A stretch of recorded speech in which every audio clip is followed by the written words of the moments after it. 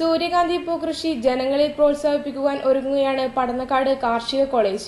Farm അധികൃതർ തമിഴ്നാട്ടിൽ നിന്ന് വിത്ത് കൊണ്ടുവന്ന് കൃഷി നടത്തി ഫാമിൽ വിജയം കണ്ടെത്തിയിരിക്കുകയായിരുന്നു.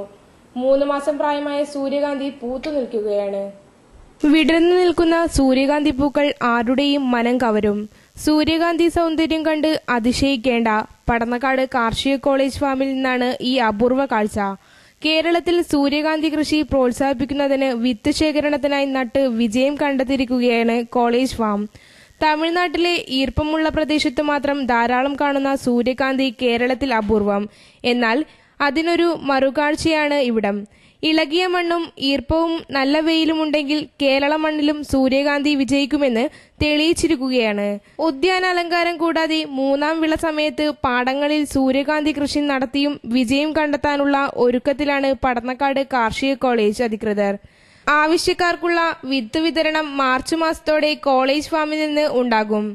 നമ്മുടെ ജില്ലയുടെ തീരപ്രദേശങ്ങളിലെ പൂഴിയുള്ള പ്രദേശങ്ങളിൽ സൂര്യകാന്തി പ്രോത്സാഹിപ്പിക്കാനുള്ള തയ്യാറെടുപ്പിലാണ് ഫാം അധികൃതർ.